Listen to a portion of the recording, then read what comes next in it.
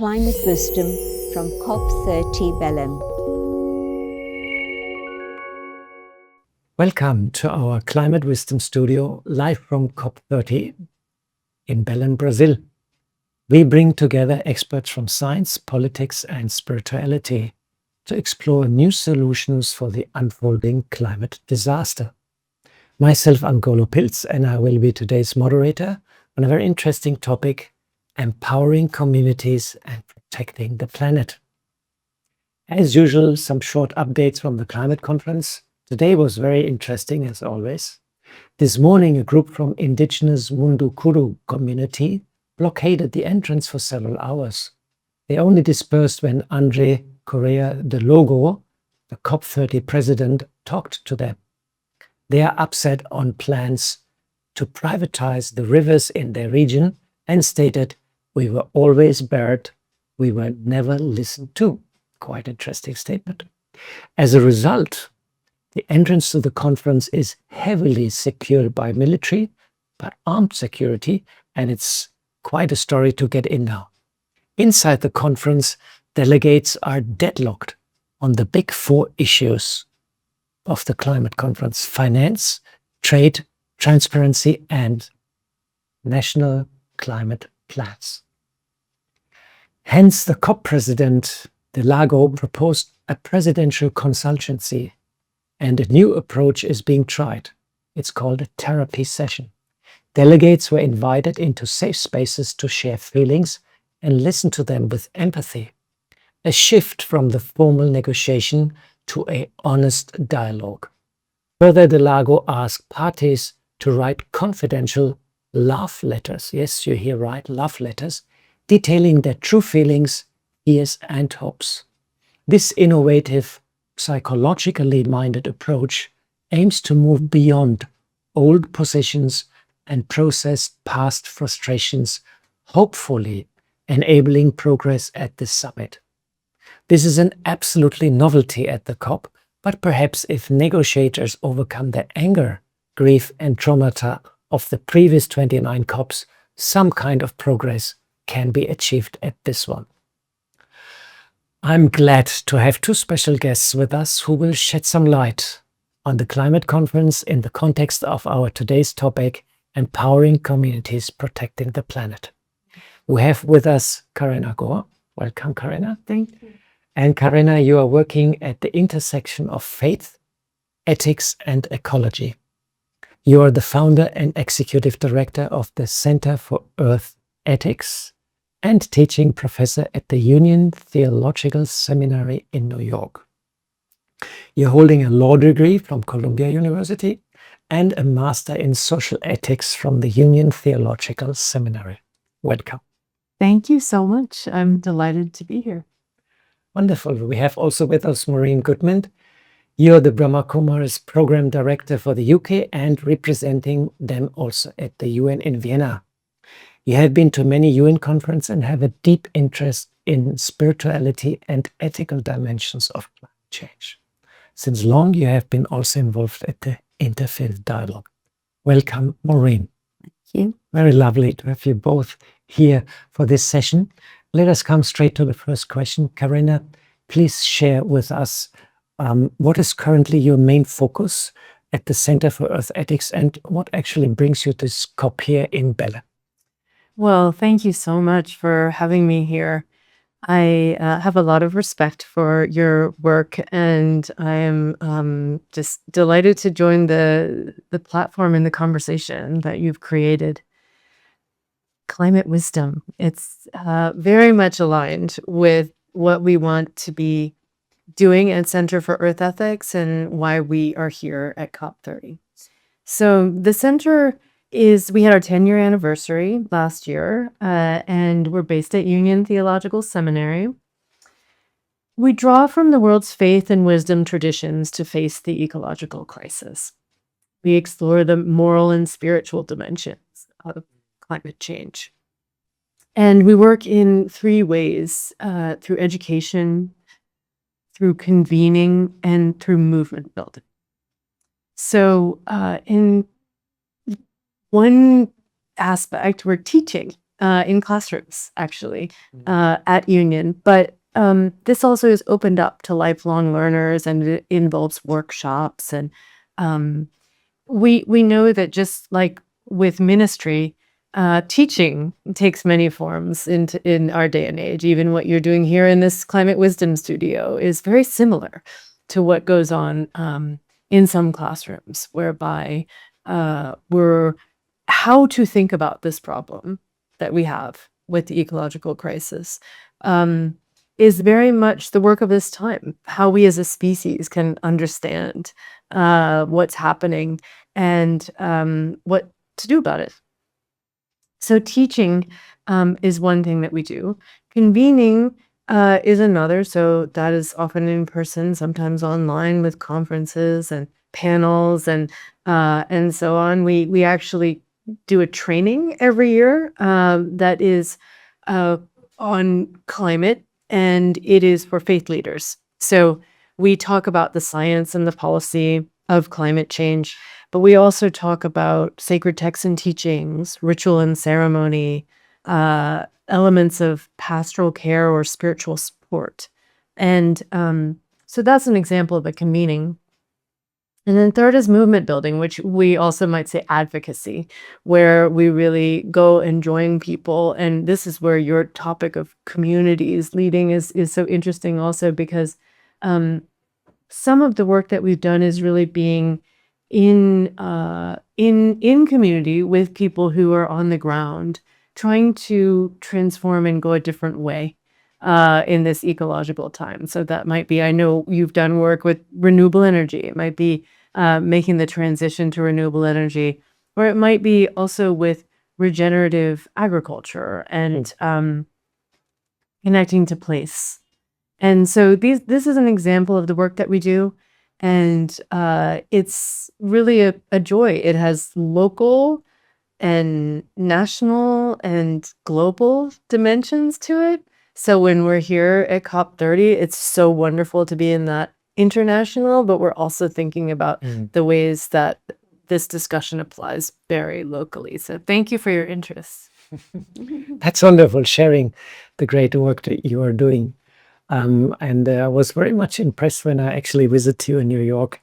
And apparently right now, America is going through a very interesting phase. And let's hope that the whole idea of climate change will take, again, some more acceptance, and will be more integrated also on the national policy of the United States. Let us hope the best and send some good. Certainly, thank you for that gracious description.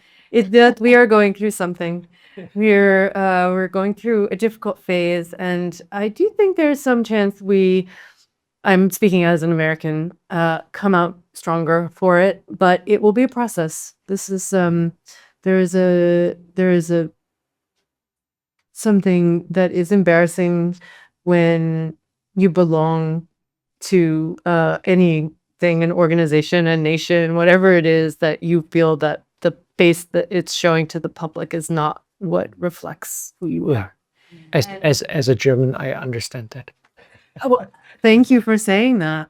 And I think we, those of us that feel that way, can take some comfort in knowing that other nations have been through similar moments, and also that we're so much more than the nation state. We're peoples in addition to nations. And there are these incredible legacies that come from the United States. Or there are lots of people here who are Americans who are doing great work and who are drawing on wonderful work in the past. I heard also that there's quite a big group of American governors and policymakers. They're here right now. It's quite a big group. So a couple of Subnational leadership is very important. Yeah. All right. I was just to say, I think, going through something like this, people will begin to realize and wake up to, hold on, what do I really value and what really is important? And then they'll begin to make different choices. Yes. Is that your thing? Yeah. I think so. Yeah. I think a Crisis as chance. Yes. All right, let me come to the next question. Maureen, the topic today emphasizes empowerment and protection. And I know the Brahma Kumaris promotes renewable energies in a big way, works with farmers with the yogic farming. And we have also many more outreach programs going on, tree plantation and so on and so on. But all this activity also has to be sustained by a transformation of our mind and hearts. If it's only superficial on the surface, it doesn't really last that long. How does meditation help us to recharge the battery of the soul and really unleash our full creative potential? Beautiful question, because of course I'm a meditator and teach. You can teach meditation, and I really see the impact it's had on me and the impact that it's had on people around me and people who, I'm sure you probably are a meditator or you pray or, you know, and it's just so important that when you nurture yourself spiritually, you actually then begin to see the world differently. And you also begin to see the value of the gifts that God has given you. And the basis for our meditation is to understand that we each have inherent goodness and we each have inherent qualities. And they are peace, love, purity, happiness, and wisdom. And, you know, we're used to thinking of ourselves in terms of our external identities, in terms of what we do or, you know, where we belong or nationality or whatever, ethnicity. But in fact, they're all the external identities that relate to the physical form. But internally, we're all souls, we're beings. And our identity is those original qualities. And so that gives a very different perspective on everything that you do, because you're no longer looking for things externally to validate you. And so instead of taking from society, you actually then begin to give, because you want to give of yourself, because you have those qualities inside. And so living in that way, in that awareness, means that everything we do becomes sacred. And I love this term, sacred activism, because it's activism. It's not that you're passive. Some people think, oh, if you meditate, sit and meditate all day and everything will be fine. But it's using that energy in projects such as you mentioned, that really then bring transformation in whole communities, because it's been done on the basis of the inner impacting the outer and not the other way around. And so meditation is actually key to enabling that to happen. Yeah, I mean, I remember it kept me many times going in India, especially when we started the solar project. It was difficult, you know, and meditation sort of many times helped me actually to keep on going, you know, to refuel. I mean, we have a lovely image of what is the power of tolerance. And it shows a boy, but it could be a girl, throwing stones at a fruit tree. And what the tree does is give its fruit. So tolerance is about giving love. All right, so let's all become donors of good wishes to the world around us. Karenna, that brings me to the next question. You are the co-leader for the North American Dialogue of the Global Ethical Stocktake. This is an initiative by the Brazilian government, and they have even a stand. They have a pavilion. Pavilion, yes. I was there. You were there also for an event. And can you just briefly share what's the ethical stocktake? It's a very innovative approach by the government, and how this translates, how this initiative translates into a deep sense what is right and what is wrong, and because it deals with ethics, and how it helps people, how people are inspired by the ethical stocktake, and it actually can help people to change law and policy. What's the aim of the ethical stocktake? The ethical stocktake aims to center the moral dimensions of the climate crisis, to ask one underlying question, which has 5 questions attached. But the underlying question is, if we know what we need to do to stave off ecological catastrophe. Why are we not doing it? So it really is understanding that data and science and technology, as important as they are not enough. That this is about values and it's about human perception and behavior. It's not the natural systems of the earth that need to be fixed. It's actually human beings, our societies, the way that we are collectively perceiving and behaving. And so it is a series of dialogues, and it's also very much a kind of a portal that we are trying to go through to another level of consciousness. There's no set rules of it exactly because it is a call, essentially. And so as this goes forward, it will evolve in certain ways. For now, it's these dialogues. So it started with 6 regional dialogues, and each region had a co-leader. And so I was asked with Marina Silva. So Marina Silva, the Minister of the Environment and Climate Change, is the leader of the circle of the global ethical stocktake within the COP30 presidency. And many have credited her with this idea that she initiated this. And so she attended every single one with a co-leader. And the co-leader is responsible for helping to organize the venue, the funding, the participants who come to the official dialogue, and some of the arts, because another feature of this that's very much encouraged is to have culture be a part of it, that we need to think of other ways of expressing ourselves. When it comes to perception and values and behavior, it's not only these words and written texts and so on, it's also dance and song and poetry and music and meditation. We actually had a meditation in the one that we did. Reverend Angel Kyoto Williams, who is a Buddhist Dharma teacher, she did a meditation, and that was wonderful. And she talked about embodied knowing, that this is something that we should think about more, that the type of knowledge, there are different ways of knowing, different types of knowledge systems, and that our bodies, and I think this is something that meditation obviously has a lot of insight with, you could say more, that this is actually a really important way that we can know the earth, to know our own bodies and minds in a deeper, more honest way. People are very disassociated in today's culture from their own bodies, from nature, and so on.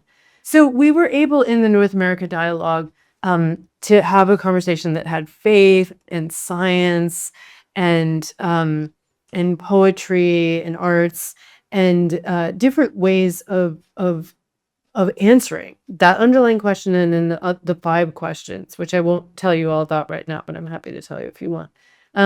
One of them is, what from your faith or spiritual tradition teaches you to live in harmony with nature? So that's an example, but there are others. So I was very happy to serve as the co-leader. And is that the idea to continue with that after the COP also, and maybe bring it to the next COP, or is that the idea? Yes, there's a proposal to continue with it. There are also self-organized dialogue outside of the official dialogues. And the proposal is to have it be at every other COP or every other COP as part of the process. So we have the science, and then there's also an element of the ethics. Wonderful. Yeah. Actually, we as spiritual people, we waited for a long time that ethics is coming on the table, and it happens. And this morning I interviewed Christiana Figueras, and she said she had Marina de Silva, and she spoke about the ethical stocktake, and at the end they agreed it's also about self-transformation, that you bring in your own transformation into the whole process, and after the process become a better person. And ultimately, we all have to become better people to deal with our crisis around us.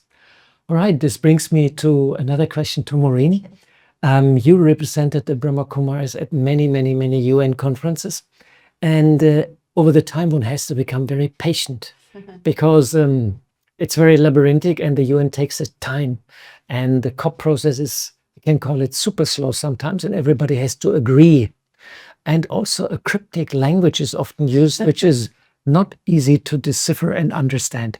How to bridge the gap between the heart-centered spiritual wisdom and the needed urgent call for action on the ground. How to bridge the gap? Not an easy question. Not an easy question, because sometimes, I've sat sometimes in sessions where they've been negotiating over the text and the word and you just feel like, where is this going to take us, and one thing is I try to accept that everybody is doing the best they can as they know it at that moment. So that I'm not there criticizing or condemning, because as we were saying before, that sort of energy doesn't help the process. We each create an atmosphere around us. So what do I want to create in the COP? And so I try to have appreciation of whatever anyone is doing. And I remember a phrase from Baku when people were really down because the elections in the US had just happened. And someone said, despair is not a strategy. And that meant a lot. If I start to take myself in a downward spiral, then I'm not going to achieve anything. And I think we're there very much to give hope.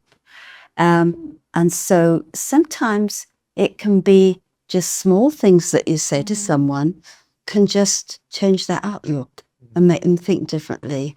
And just pointing out a new perspective. And I think that along with patience, we must never give up. Christiana Figueres, her phrase, which I often quote, stubborn optimism. And it's so, so important.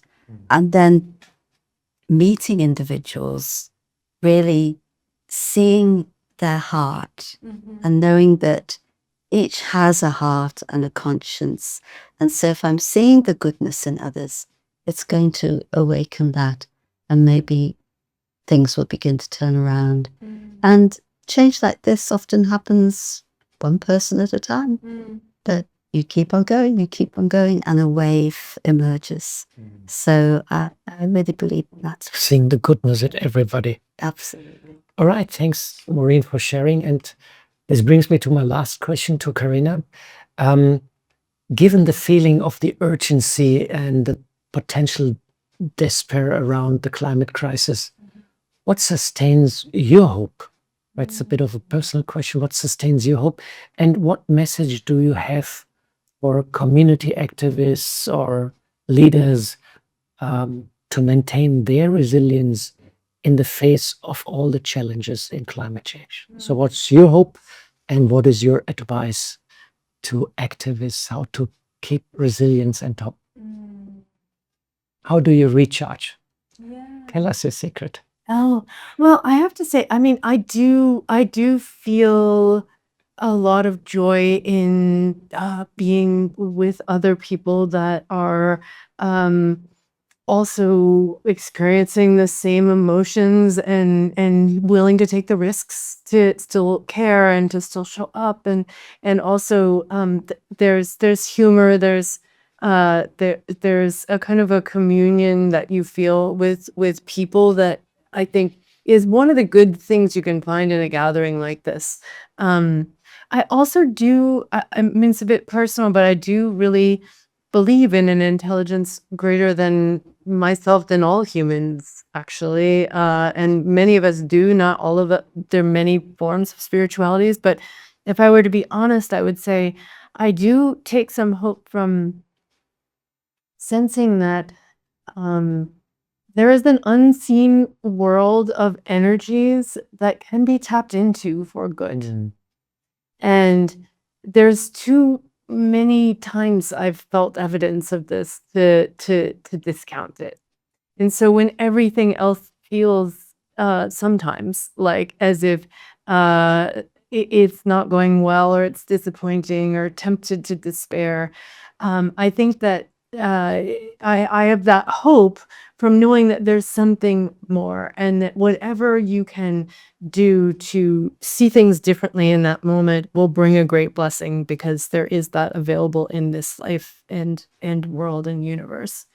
I think for others, I don't presume to give advice, because I feel like there's so many different paths that people take. But I like what my friend Lila June says, which is it's an honor to be alive right now. It's a real honor to be in this time. We all know it's not a usual time. There are different ways, different culture and spiritual traditions have expressed it's the time of prophecy or whatever. But we know that it's a time in which much more is asked of us, and that it's a time in which we can come together in a new way. So I feel, I don't know if that's quite hope, but it's excitement and joy and a deep sense of gratitude. It's a wonderful answer. So we're coming slowly to the end, and I have to thank you both for your insights and your inspirations. And I hope also our audience has been inspired by your sharing from your heart. And maybe, Maureen, you can take us in a meditation and let us connect to the unseen force above and bring some power and disperse it, charge ourselves and disperse it to the COP and inspire all the communities, the leaders, for protection and for the right action. So first, let me realize the power of my own thoughts and the power of thoughts that are filled with goodness and filled with benevolence. Because I understand,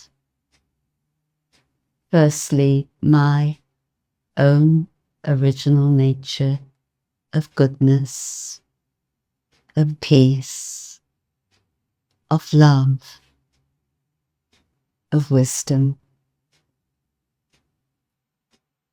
I am a being of peace. I am a being of love. I am a being of wisdom. And this awareness enables me to tune in to a higher power, to make the connection with the ultimate source of all that is good. And so, as an instrument, a channel, I let that energy of love flow through me and out into the world. First to where we are in this COP, so that an atmosphere of love, an atmosphere of goodness prevails and inspires. And then up to our world, the healing power of love touches every creature, the whole of creation, the whole of our planet. Let me continue to be in a state of love so that transformation can take place and we can become one humanity, one earth, one planet again.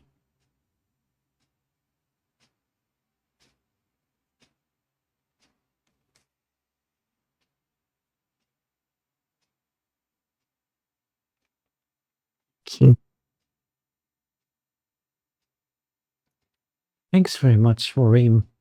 a very lovely and very sweet meditation, and I really felt how the atmosphere is changing, and we're sending light towards the COP, which is facing so many difficult negotiations and tasks. So this brings us to the end of our little climate studio. And again, I would like to thank very much Karenna and to Maureen for being with us. And thanks also to our sponsors, volunteers, and helpers behind the camera. A lot of people who make this studio possible. And please do join us tomorrow also for another interesting live session of Climate Wisdom. Please look up our webpage echo.brahmakumaris.org/live. You'll find all informations, and all the sessions are also on YouTube, and you can see them anytime. Last not least, thanks very much to all of you for staying with us. And that brings us to the end, and goodbye and good night from Belém in Brazil.